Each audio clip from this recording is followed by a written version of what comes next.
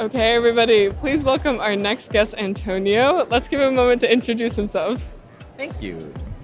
Good to be here, Antonio Castanon Luna, and I have the pleasure and the privilege of serving as the manager for the Human, Civil Rights, and Equity and Governance Division here with NJEA. So we focus on supporting members from all categories to really make their voices heard, to not only shape the future of the union, but really to think about how we can be an asset to students, community members, and the country as a whole, frankly, to usher a better future.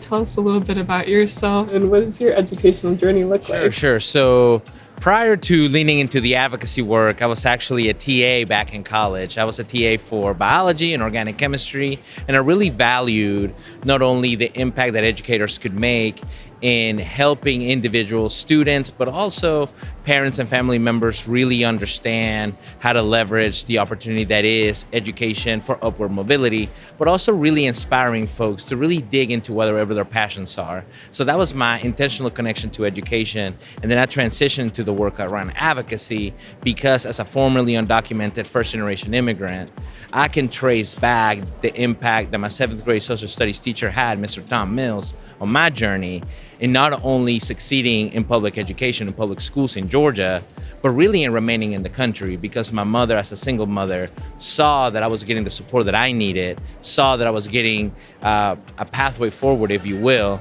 and she decided to leave everything behind and for us to fully stay in the United States. So I do this work because I want to make sure that you all as educators continue to support every single Antonio that is now in our classrooms, especially given the realities that we're facing today. Okay, Antonio, we have a quick question for you. Thank you for telling us a little bit more about yourself. What advice would you give to someone who is considering to being an educator, like right now in this current day? Sure. So if somebody's considering going into education, I would double down on supporting them to do that. As I shared a little bit in my intro, right? I'm a firm believer in public education being like the keystone, the cornerstone of our democracy.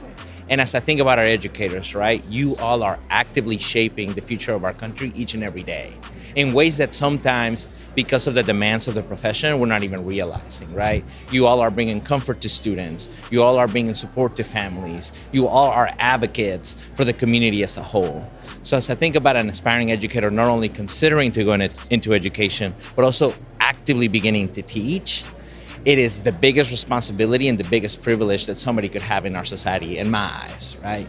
And I would definitely encourage them as an aspiring educator member to be not only informed, but involved with you all, because there's a lot of work that we need to do. That's gonna be joyful work, but as we think about making sure that we support students to graduate from college without student debt, when we think about supporting students to address a climate crisis, and to really have our members and educators leading the conversation. Because I'm always surprised, right? Every single profession across our community, our country, right? We have experts that are helping shape the decisions. In education, we have lawmakers that sometimes act like they've never even been in school, right? I want to make sure that I do my part to support educators to be the decision makers for education, because I do think that that's going to bring us full circle to not only a more equitable society, but a more just future. So aspiring educators, please get involved and continue to go into education. That's why we need educators in positions of power and positions of leadership. But yeah, we're keeping our fingers crossed that any aspiring educator does get involved as much as they can in leadership and public office, whatever we can do to. In their local chapter. Yes, in our local chapters too, of course. Of course, that's the first step. That's the first step to advocacy. Thank you, Antonio. Thank you for joining us today. Thank you.